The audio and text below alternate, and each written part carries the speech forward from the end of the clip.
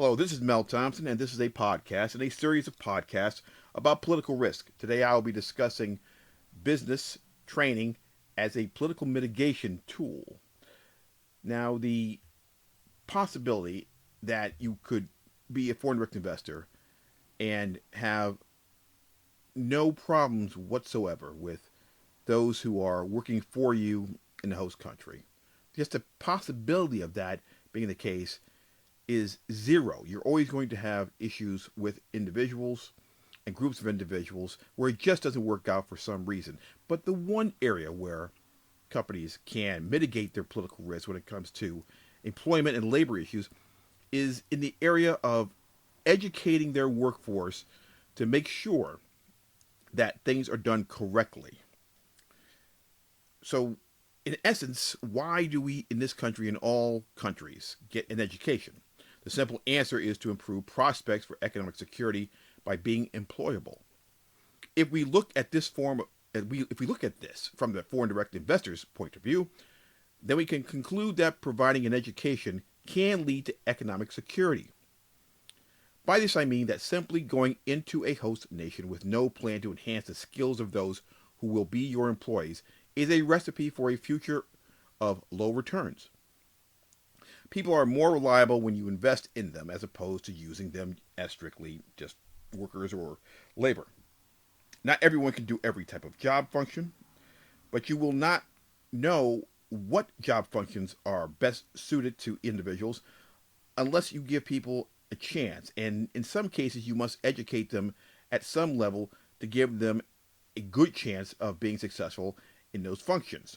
Now, in the nation of Peru, there's a program that provides sales training to rural women. This program enables these women to sell things such as solar powered lamps, nutritious food, and pharmaceuticals. All of these items are not easy to find in rural Peru, and without the knowledge that these people are getting from this educational program, there's no way for them to actually sell these goods and forget about getting their hands on them, procuring them, because these companies are not going to start shipping things on a wing of a prayer that these people may be able to sell them. They need to be educated, and these companies that are providing these types of goods and services understood and realized that from the start. So therefore, they have provided the tools of education that can make the projects that they would like to see make them money. They made these projects more likely than not to be successful through educating the workforce in the host nation. However, once you empower people with an education that includes supply chains, sales techniques, and a host of basic skills geared to moving needed products from shelf to businesses to homes and then getting return on those, once you do this, you create a market that can be invested in and expanded. In other words, it's more than just these products going out and being bought and then you get the return on that investment as a company. You're creating other markets by these products being out there.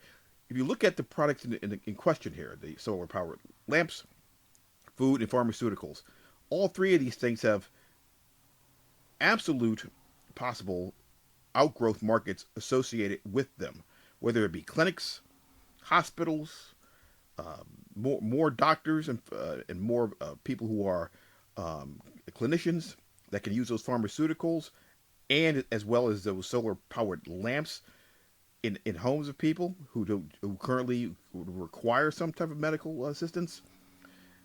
The people who would like to start up a business but don't have the ability to have electricity, solar powered lamps would become a key part of that. And as far as nutritional foods, that encompasses all aspects in all workforces. Healthy workers are more productive. So you can see all of these things have outgrowth markets. And all these outgrowth markets are being helped along by the simple fact that there's an educational component to getting these women to sell these goods. So the overall reason, as we first asked at the beginning of this podcast is why get an education. It is to improve the prospects of economic security, not only for ourselves, but for the markets that we are involved in and those we hope to create in the future. This has been Mel Thompson.